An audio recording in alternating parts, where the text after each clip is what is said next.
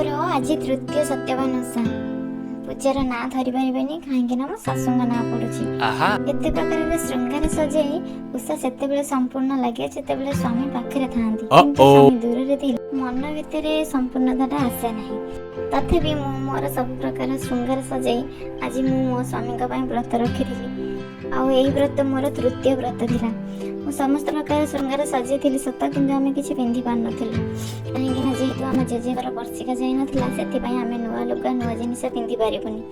यही सब जिनिस मो बाप घर पटू आसीला कि शाढ़ीर रंग जेहेतु टी कला था से लुगा को पूजा नदी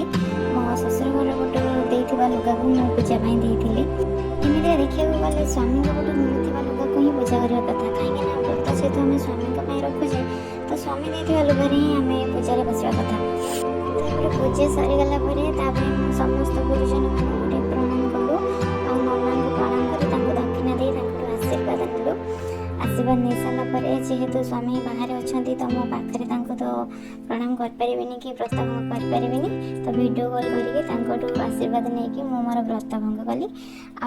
मोर शाढ़ी आ मोर मेहंदी सब देखी केमती मोर मेहंदी बाची आ मोर शाढ़ी कौन कौन माने घर आसी बापा कौन आनी सब देखी तो मोर व्रत एमती ही तो आज वीडियो को देखा नेक्स्ट वीडियो रे।